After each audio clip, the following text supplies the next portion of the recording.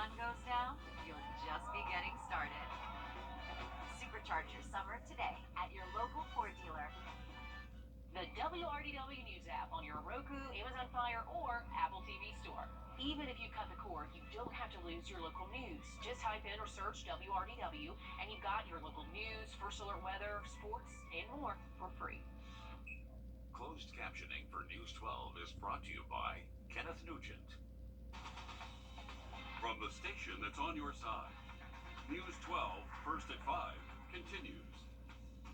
A video making the rounds on social media showing students packed in a school bus has Columbia County parents outraged. For weeks now, we told you about a bus driver shortage there, and students are dealing with more riders on their bus. But now they have safety concerns as well. Claire Allen takes a closer look. School buses may be the only way some kids get to and from school. Columbia County Director of Transportation says that he wants parents to know that safety is a top priority and the concerns are being heard. In this video sent to us by a Columbia County parent, you can see kids sitting 3 to a row, some even standing in the aisle of the bus while it's moving. Some parents are concerned this is a safety hazard. The Director of Transportation for the school district says changes are coming. Safety is the number one priority for our school system and our buses. Our bus drivers are highly trained. They deal with the students behind their head on the bus each day and the motorists in front of them. So I'm very comfortable with our bus drivers that we have on the road this year and excited for a new school year. The Columbia County School Board meeting just got started a few minutes ago at 5:30. We will have more on news from at 6 o'clock. In Columbia County, Claire Allen on your side. And we have more news ahead, but first, some of us are already looking ahead to the weekend because the weather team keeps talking about how nice it's going to be out there in minutes. Riley, thanks. We have an update in the search for Simon Powell, a man missing for 6 years. The Burke County Sheriff's Office now says after weeks of draining a pond, they have found remains buried in the muck there. The remains now sent to the GBI Crime Lab in Atlanta for analysis. We'll let you know when they release anything more about this mysterious case.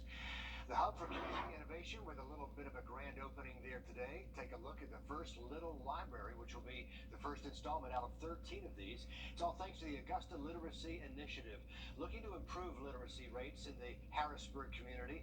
They're going to be installing the rest of the libraries all across the area where kids can leave a book and take a book. Parents tonight, many of our local school boards are meeting for early updates on this school year. Richmond County's meeting begins at 6 o'clock. Aiken County School Board also meeting at 6. We're expecting updates there on local school construction ahead of the start of the new school year in Aiken County. A hot debate seriously pulling the book from the shelf to review it.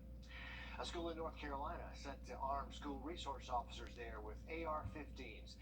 The decision comes after that deadly elementary school shooting in Uvalde, Texas. The Madison County Sheriff's Office placing one of those rifles in each of the county's 6 schools. The sheriff says handguns are not always enough in certain situations. Each of the guns will be locked away inside a safe. There were more than 30,000 students homeschooled last year, and if you're interested in joining them, there are some requirements. If you do have to choose which path you want to take, educating your child. The first option is homeschooling under the homeschool statute. That one requires you to get approval from your local school board district. Second, homeschooling with the South Carolina Association of Independent Homeschools. The third option is enrolling with a homeschool association. In the homeschool community, especially in the upstate, because there are so many homeschoolers, there are ample socialization opportunities. We're talking sports teams, arts, music, field trips, art shows, science shows. We live in a really large homeschooling community. There's probably at least 10 homeschoolers on our street alone. So if the kids want to go outside and ride bikes for physical activity, we're like, hey, who wants to come outside? And so we built that bond with other homeschooling families, so we did socialization that way. Little girl is into that book, wasn't she? If you're looking into homeschooling, you can visit the Richmond County Board of Education website to find out more. Monkeypox cases continue rising in Georgia. So far, 625 confirmed cases in our state. Testing and vaccinations are available in health districts across Georgia. However, vaccine supplies from the federal government are still limited. More than 90% of people with monkeypox in the current outbreak generally report having close, sustained physical contact with other people who are infected.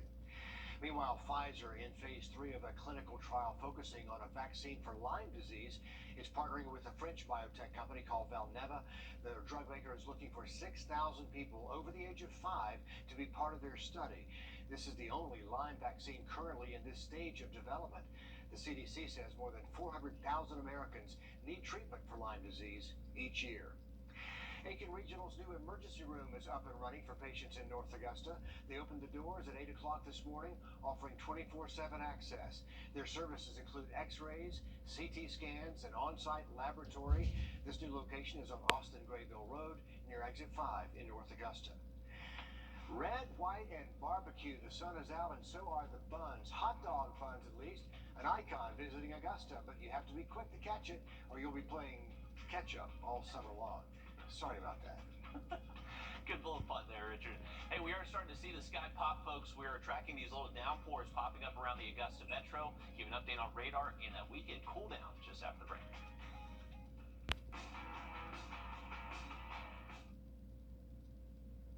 Okay, let's be frank. An American icon makes an appearance in Augusta this week. The Oscar Mayer Wienermobile will relish the moment and caught up with the two drivers and even rode shotgun in a spin around town. Take a look. What's it like driving this wiener on wheels? Cruising the hot dog highway is tons of fun. It's an opportunity that we relish. We get to catch up with a lot of really cool people. We get to muster up some jokes.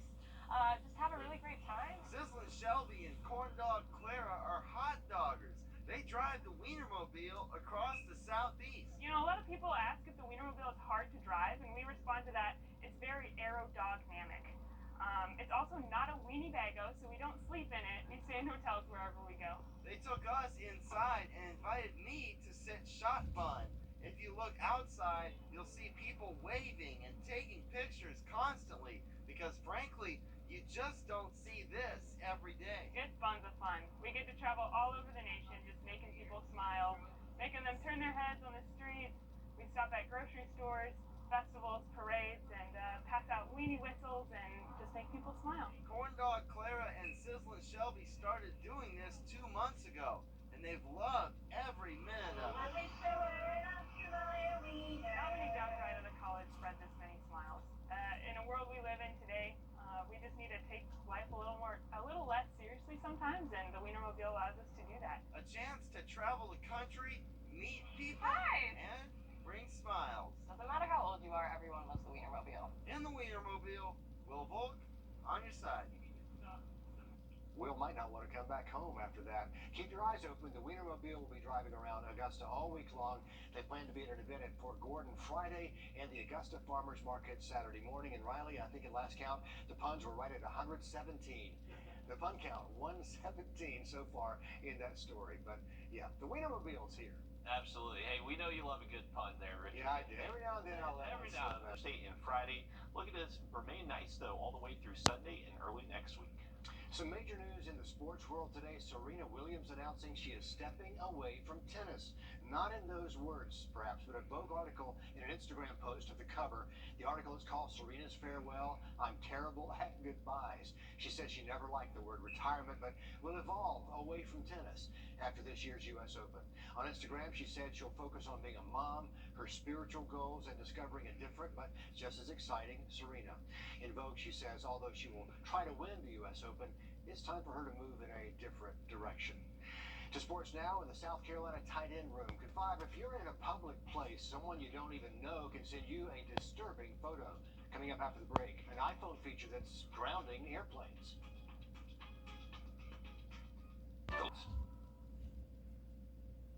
A tough week for the former president. First, the FBI shows up at Mar-a-Lago, and now a 3-judge panel says the House Ways and Means Committee does have the authority to obtain former President Trump's tax records from the Treasury Department. The decision upholds a previous court ruling back in December. From here, former President Trump would have to ask the full circuit court to rehear the case, or he can appeal directly to the U.S. Supreme Court. An iPhone feature is partly responsible for grounding airplanes, delaying flights, even arresting passengers charged with making terrorist threats. And if you don't turn off this feature in your phone ahead of time, you could become a victim. Our consumer tech reporter Jamie Tucker explains what every iPhone user needs to know before going out in public. Aiden? The iPhone's AirDrop feature makes it easy to share photos. Like if you're at an event and a friend takes a group photo, they can easily share that photo with everyone rather than texting or emailing it one at a time. But over the last several months, pranksters have been sending disturbing photos to people they don't know. In recent months, teenagers have airdropped photos of crashed planes to people on their flight. Multiple times, men airdrop pornographic photos of themselves to other passengers. How does this happen? For the uninitiated, if you have airdrop turned on an iPhone, iPad, or Mac, anyone near you can send an image using Bluetooth. On a recent flight, I could have sent this photo of my cat to nearly a dozen fellow passengers. All of those phones have airdrop turned on and set to receive images from everyone. I didn't send it, but I could have, and every one of these phones would have received it. Now, the image wouldn't open automatically. Those passengers would have gotten a notification like this, and by tapping accept, the image would display on their device. To prevent it from happening to you, go to Settings, General, and AirDrop. You can turn receiving off completely, keep it turned on just for your contacts, or turned on to receive images from everyone in Bluetooth range. I'd recommend turning it on to receive images only from contacts, or turn it off completely. You can always turn it on again if you know someone is trying to airdrop a photo you want to receive. And by the way, if you plan on playing this prank, you should know it's fairly easy to find out which phone that image came from. That's What Attack. I'm Jamie Tucker. It is an easy way to share photos, almost too easy, right? One of the most recent incidents was aboard a Delta flight from Detroit to Denver. That man was arrested by the FBI when the plane landed. Riley. All right, well, by this weekend, we're finally going to see some relief from the humidity. Some cooler mornings and high temperatures should stay below 90 both Saturday and Sunday. Have a look at radar, though, where some storms are popping just after the break.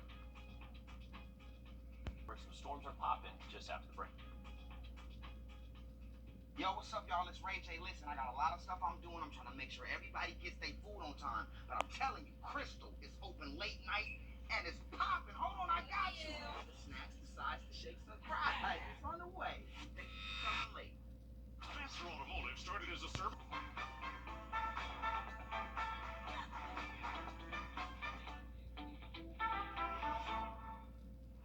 We need you to know that Wendy's is adding something new to the menu. Those are French toast sticks. They're made from thick Texas-style toast with a golden brown crust filled with creamy custard, and of course, they come with that maple-flavored syrup. The rollout starts Monday. Just wanted you to know something new at the drive-thru there, Riley. Hey, those are looking pretty good. And then you said they were cream-filled, too? Man. All that. Gotta try that. Absolutely. Wendy's got some pretty good breakfast. Sneaky place for breakfast if you're up early. Hey, let's take a look outside of our Grovetown camp. Pretty cool. Brought to you by Kenneth Nugent. From the station that's on your side, this is News 12 at 6 o'clock. Their daughter is gone, but questions remain about crime and punishment for her ex-boyfriend, who investigators say admitted to drinking and driving and leaving her to die at the scene of an accident. He laid 12 hours dead in a field. And John fled the scene and he went to his home and hid.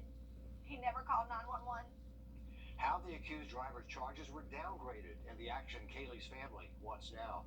But first up, after more than 6 years of searching for a missing man, Simon Powell, Burke County deputies have found human remains. They did not confirm the remains actually belonged to Powell, but they confirmed they were found in ponds off Mike Paget Highway. That is an area they drained and searched